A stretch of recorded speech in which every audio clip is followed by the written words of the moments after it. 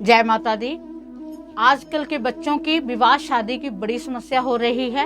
बड़े मैसेज आते हैं कि कोई ऐसी वीडियो बनाइए जिससे कोई ऐसा उपाय बताइए जिससे हमारे बच्चों की शादी शीघ्र हो। हम बड़े परेशान हैं। कई बार क्या है, हम कोई लड़की के लिए लड़का देखते हैं तो कहीं ना कहीं से कोई ना कोई प्रॉब्लम आ जाती है, और अगर लड़के के लिए लड़की देखते हैं तो वहाँ भी कोई प्रॉब्लम आ जाती है। लड़कियाँ वैसे ही आजकल कम अब गिनती है लड़कियों की। तो ये समस्या हर घर में काफ़ी ज़्यादा प्रॉब्लम में, कहने का मतलब 100 में से 70% हम कह सकते हैं कि ये प्रॉब्लम बहुत बड़ी आ रही है। सूटेबल मैच नहीं मिल रहा। तो इसी के लिए मैंने सोच समझ के वीडियो बनाई है ये, क्योंकि जो श्रावण का महीना है वो भगवान शिव का महीना है। इसमें ऐसे हम उपाय कर सकते हैं जिससे भगवान शिव और माँ गौरा जी प्रसन्न होंगी। आप देखना कि जो उनका गठबंधन है, भगवान शिव और गौरा जी का जो गठबंधन है, हम भी चाहते हैं कि हमारे बच्चों का भी वैसा ही गठबंधन हो। वैसे ही जैसे उनकी मधुर जोड़ी है वैसे ही हमारी मधुर जोड़ी बने। उनमें कितना आपस में प्यार है, कितना उनमें आपस की उनकी जो फैमिली है, उनका जो आप प्यार है, उनका जो परिवार है, कितना परिवार में मिलवर्तन है परिवार की। अब आप देखो परिवार में कौन कौन मेंबर बैठे हुए हैं। वहाँ पर गणपति बैठे हुए हैं जिनकी मूसे की सवारी है। वहाँ पर भगवान शिव ने अपने गले में सर्प को विराजमान कर रखा है।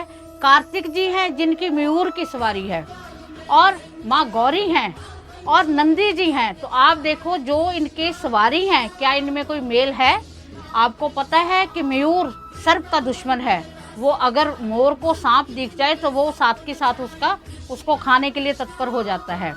और नंदी को जो गौरा जी हैं वो शेर की सवारी पर है। माँ दुर्गा का ही रूप है गौरा जी। तो शेर कभी नंदी को छोड़ सकता है? नहीं छोड़ सकता। चूहे को सर्प छोड़ सकता है? नहीं छोड़ सकता। ये बहुत बड़ी एग्जाम्पल है कि वो परिवार एक दुश्मनी किसी में भी नहीं है, एकजुट होकर वो परिवार बैठा है। तो परिवार की एकजुट होने का कारण कौन होता है? माता और पिता, मीन पति और पत्नी। उनमें अगर आपस में अंडरस्टैंडिंग है तो सब कुछ है। तो इसी के लिए मैं चाहती हूँ कि इस श्रावण में मैं आपको कुछ उपाय भी बताने वाली हूँ, कुछ मंत्र के जाप बताने वाली हूँ, क्योंकि ये जो श्रावण का महीना है ये 2 आ रहे हैं इस बार। ये सबसे बड़ी बात है, क्योंकि सावन का महीना 30 दिनों का होता है। इस बारी वो हमारे जो आ रहा है 59 डेज का है। कहने का मतलब जो 4 सोमवार होते थे अब की बार 8 सोमवार आ रहे हैं।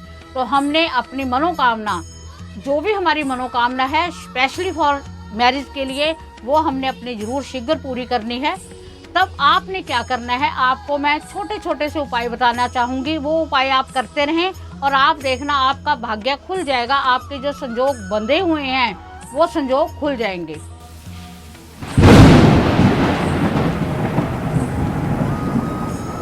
आपने क्या करना है, पहले मैं आपको एक मंत्र का जाप बताने जा रही हूँ। वो मंत्र आपने 108 बार करना है।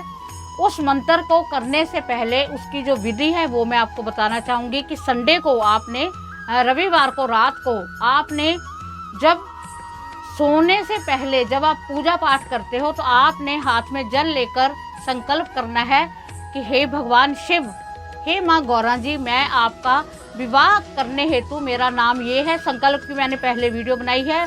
संकल्प लेना मैंने आपको बताया हुआ है। इसके लिए अगर आपको नहीं पता तो वो वीडियो देख लें, आपको सारा पता चल जाएगा कि कैसे संकल्प लेना है। तो आपने संकल्प लेके जल छोड़ते हुए आपने उस मंत्र का संकल्प लेना है कि मैं आपका कंटिन्यू ये पाठ करूँगा, और इस पाठ से मुझे अति शीघ्र मेरा जो सुयोग्य वर है, ऐसा मेरा मुझे वधू या वर, जिसकी भी इच्छा है, लड़की हो तो लड़की ने अपने लिए वर की कहना है और लड़के ने वधू के लिए कहना है कि मेरा वर वधू मुझे ऐसा मिले, ऐसा साथी मिले जो हमारे परिवार में एकजुट होकर रहे, हमारे में आपस में बहुत अंडरस्टैंडिंग हो। तो मैं ऐसा वर चाहता हूँ, मेरी जल्दी शीघ्र से शीघ्र मेरी इस इच्छा को पूरा कीजिए। तो आपने जब रात को अपने संकल्प ले लिया है, समझ लो आपका रात से ही व्रत कह लो या आपकी पूजा है वो शुरू हो गई है। आपने सुबह उठना है, नहा धोकर आपने जल्दी उठना है, देर नहीं करनी। सूर्य ये ना हो भी सूर्य सिर पर चढ़ा हो भी। भगवान शिव का कहा जाता है कि सावन में जब मर्जी स्नान करवाओ, कोई दिक्कत नहीं है, पर फिर भी हमने जो हमारा सुबह का टाइम होता है उसको उसमें अगर हम कोई पूजा पाठ करते हैं तो वो हमारी सुनी जाती है।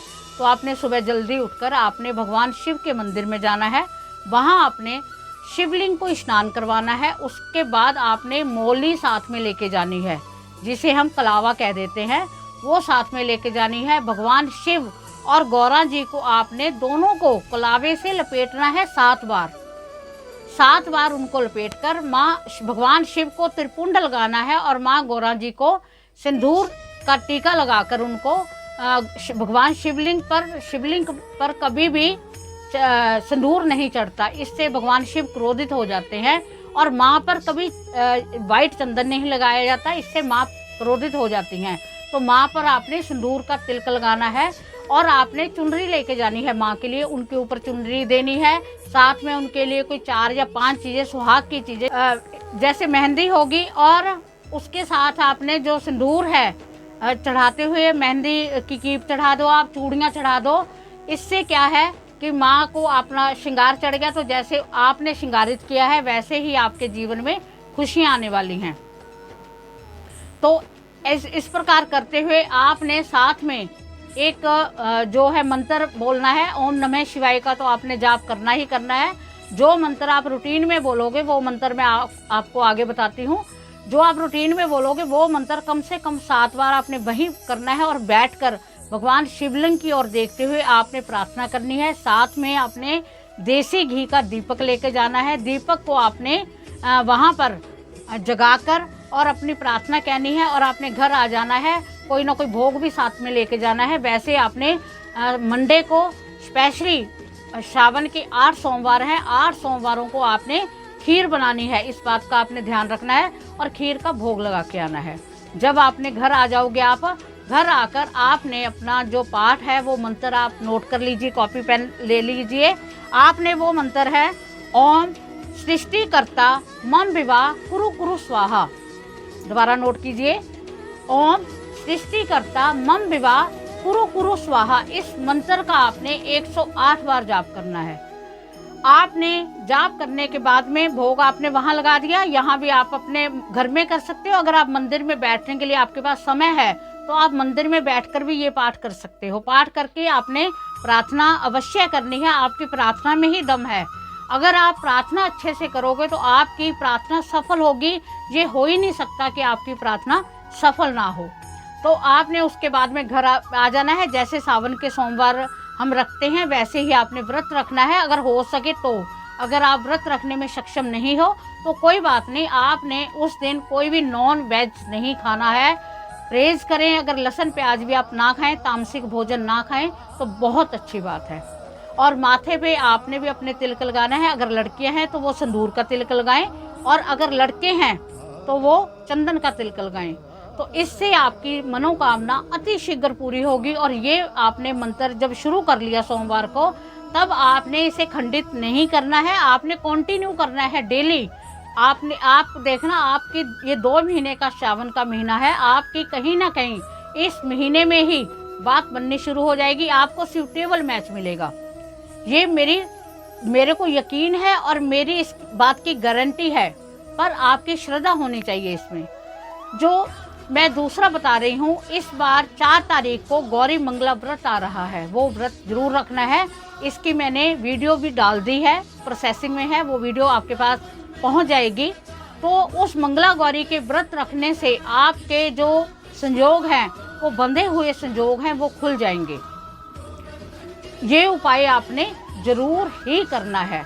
और इसके लिए, क्योंकि जिस पर मंगल की जो दशा है, अगर मंगल कमजोर हो तब विवाह की जो है वो समस्या आती है।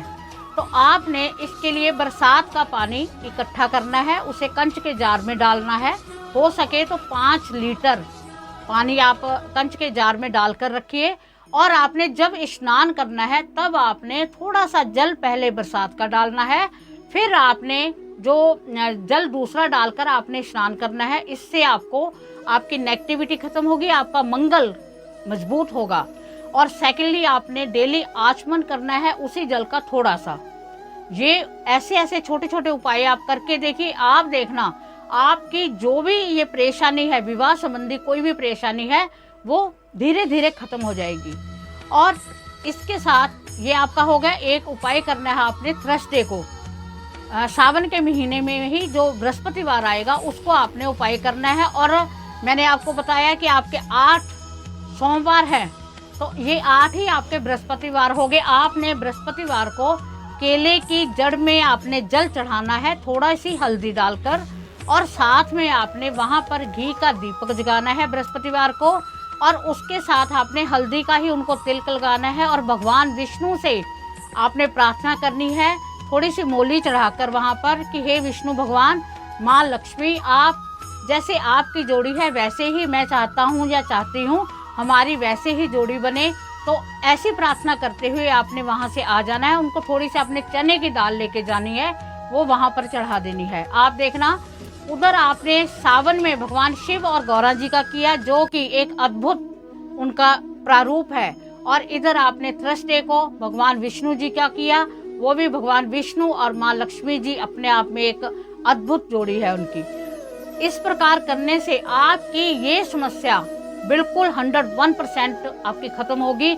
अगर आप पर मांगलिक दोष भी है तब भी आपकी इस समस्या का बहुत शीघ्र ही अंत होगा, जिसके लिए आप परेशान हो। अब मैं लड़कियों के लिए एक और उपाय बताने जा रही हूँ कि आपने सैटरडे को, शनिवार को, आपने 8 बजे के करीब, 7:30 8 बजे के करीब, जब आपको कोई टोके ना, आपने अपनी देहली के बीच में खड़े हो जाना, बिल्कुल बीचों बीच। आपने देहली के बीच में खड़े होकर आपने अपनी मांग में थोड़ा सा सिंदूर भरना है। ये एक ऐसा उपाय है, इससे आपकी अति शीघ्र संयोग खुलने वाले हैं। ये मैं सावन के महीने की वीडियो में क्यों बता रही हूँ, क्योंकि ये महीना ही ऐसा है, सबकी इच्छाएं पूरी होंगी इस महीने में।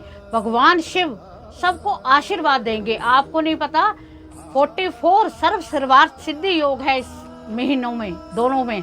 इसका कोई बुरा प्रभाव नहीं है। हालांकि हमने विवाह शादियां इन महीनों में नहीं करनी होती, क्योंकि हमारे देव जो भगवान विष्णु हैं वो अपने शैया, जो शयन शैया पर होते हैं।